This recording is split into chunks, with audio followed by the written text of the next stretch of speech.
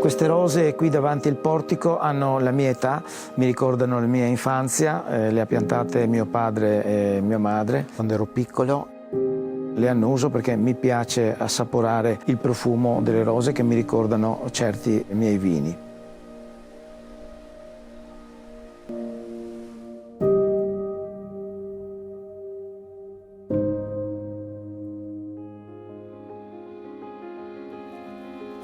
Di questo monte io conosco ogni metro quadro, in quanto io da ragazzino praticamente quella volta non c'erano computer, i nostri giochi erano tutti nel bosco dove si andava a giocare agli indiani, si facevano gli archi, le frecce.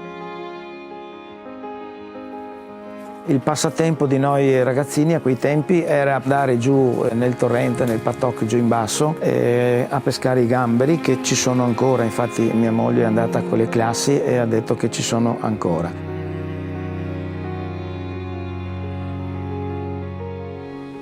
Io sono nato nel 1949, nel 1954 abbiamo fatto l'ultima vendemmia del Moscato Rosa, un vitigno molto particolare. Io ero di guardia alla spina, dovevo chiuderla quando si riempiva il recipiente e praticamente prima con il dito e poi con un bicchierino, assaggiando, mi sono preso la prima ciucca.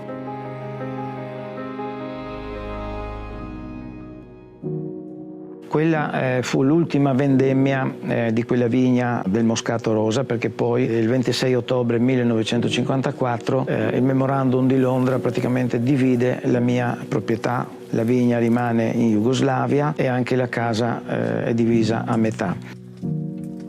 Avevamo la cucina in Italia e la camera da letto in Jugoslavia. A quel punto mio padre ha deciso che appunto questa situazione era insostenibile e una sera, una notte, abbiamo abbandonato la casa, abbiamo portato via le mucche che avevamo e siamo andati a abitare da mio zio a Rabuiese.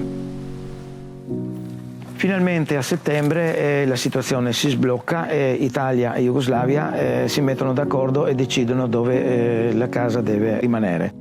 Per fortuna rimane in Italia, il confine gira tutto attorno alla casa, l'unica cosa in Jugoslavia rimangono 27.000 metri quadri di terreno. Tutto a posto, invece no, mancava una cosa importante, mancava il maiale che noi avevamo lasciato e chiaramente mio papà lo voleva.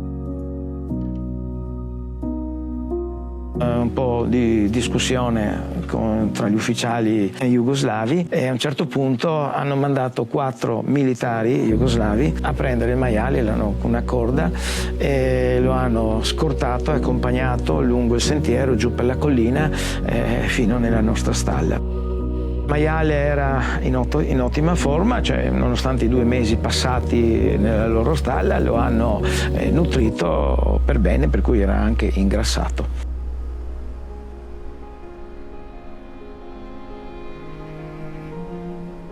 Trieste ha una storia plurimillenaria di olio extravergine d'oliva. Io produco un blend prodotto con 5 varietà di olive, cioè Bianchera, Carbona, che sono le 2 varietà autoctone tipiche del territorio di Trieste, poi Lecino, Pendolino e Frantoio.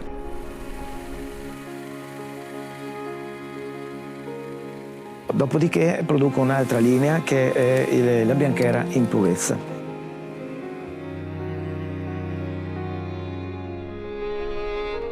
Io produco 4 tipologie di vino, che sono i vini autoctoni che fanno parte della tradizione vitivinicola mugesana. Mugesana è istriana, per cui la Malvasia è istriana, il Refosco, il Moscato bianco e giallo e poi il rarissimo Moscato rosa di Parenzo.